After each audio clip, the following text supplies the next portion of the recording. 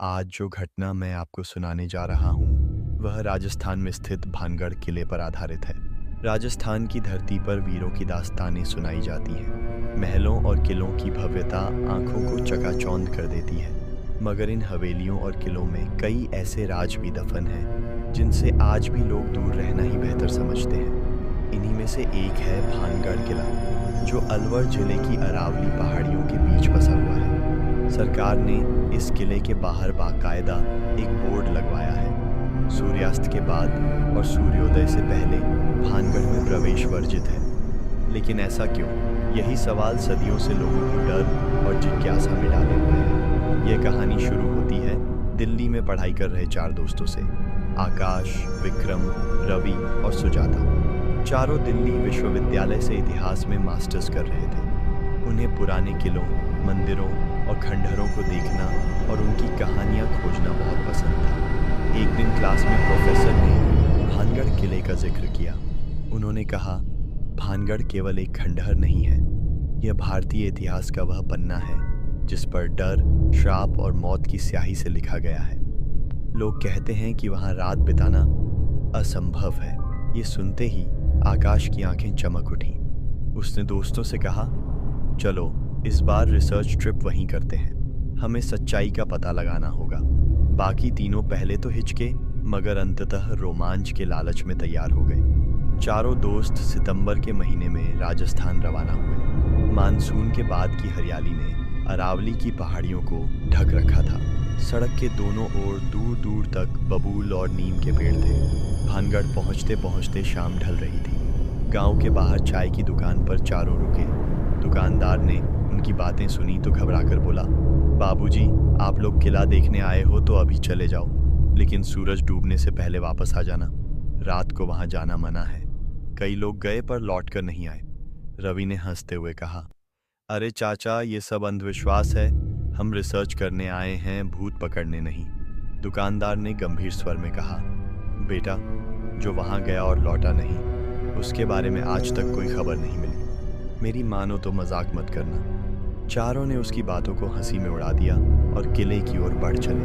भानगढ़ किला सामने खड़ा था। टूटी हुई दीवारें, झाड़ियां और बीच बीच में गिरी हुई इमारतें। दरवाजे पर एएसआई पुरातत्व विभाग का बोर्ड लगा था, जिस पर साफ लिखा था कि सूर्यास्त के बाद प्रवेश वर्जित है। किले के भीतर कदम रखते ही उन्हें अजीब सी सर्द हवा का झोंका महसूस हुआ। दिन में भी वहां हल्की अंधेरी छाई रहती थी। खंडहर बने महल, सूनी हवेलियां और मंदिर सब मानो किसी अदृश्य ताकत की कहानियां कह रहे हो। सुजाता ने धीरे से कहा, क्या तुम्हें भी लग रहा है कि यहाँ की हवा कुछ अलग है, जैसे कोई हमें देख रहा हो? आकाश बोला, ये बस हमारा वहम है, चलो किले के अंदर चलते हैं। किले की दीवारों पर उन्हें पुरानी नक्काशियां दिखीं। तभी वहां काम कर रहे एक स्थानीय गाइड से उनकी मुलाकात हुई। उसने उन्हें कहानी सुनाई। बहुत साल पहले इस किले में एक रानी रहती थी, रत्नावती। कहा जाता है कि उनकी सुंदरता के किस्से पूरे राज्य में फैल चुके थे। एक तांत्रिक सिंहिया उनकी सुंदरता पर मोहित हो गया। उसने जादू टोना करके रानी को अपने वश में करने की कोशिश की। उसने एक तेल की शीशी पर मंत्र पढ़ा ताकि रानी उसे लगाए और उसी की ओर आकर्षित हो जाए। लेकिन रानी को उसकी चाल समझ में आ गई। रानी ने शीशी को पास के पत्थर पर दे मारा। उस पत्थर पर शीशी टूटते ही वह लुढ़कते लुढ़कते तांत्रिक पर जा गिरा और उसी के नीचे दबकर उसकी मौत हो गई। मरते समय उसने श्राप दिया, यह पूरा शहर उजड़ जाएगा, कोई यहाँ चैन से नहीं रहेगा। उसके बाद से यहाँ मौत और बर्बादी का सिलसिला शुरू हो गया। युद्ध, अकाल और बीमारियां, और धीरे धीरे पूरा शहर खंडहर में बदल गया। गाइड की कहानी सुनकर सबके चेहरे पर सन्नाटा छा गया।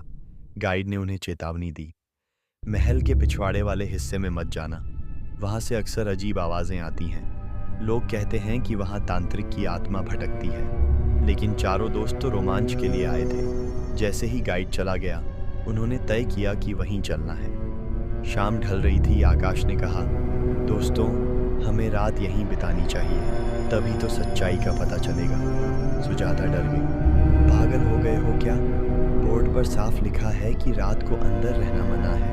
मगर विक्रम और रवि भी आकाश के साथ हुए। आखिरकार सुजाता भी मन मारकर रुक गई। जैसे ही सूरज डूबा, किले का माहौल पूरी तरह बदल गया।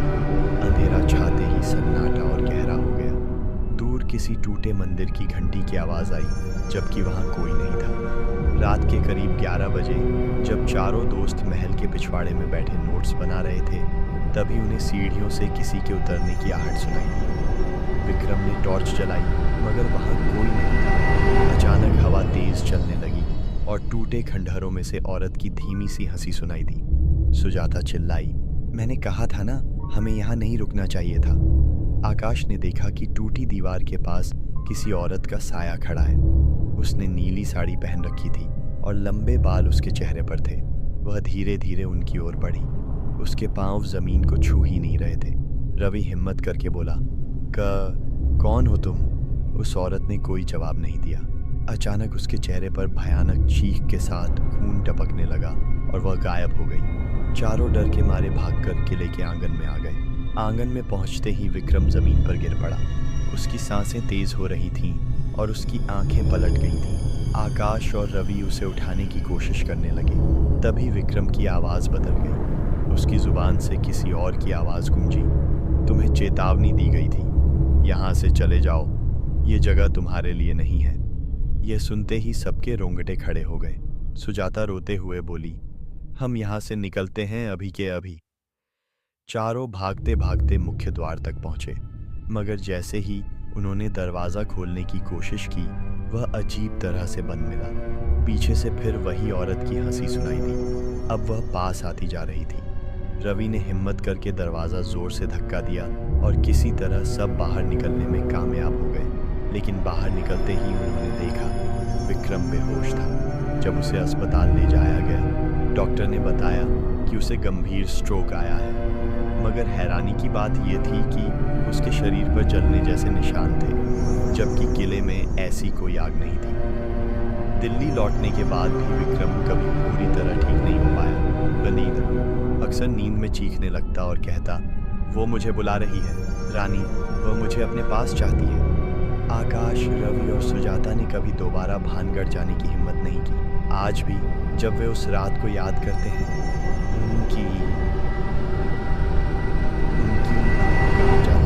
भानगढ़ किला आज भी वीरान पड़ा है। सरकार ने वहां रात को रुकने पर पाबंदी लगाई है। वैज्ञानिक इसे अंधविश्वास कह सकते हैं, लेकिन जिन्होंने वहां रात बिताई है वे मानते हैं कि तांत्रिक का श्राप आज भी जिंदा है।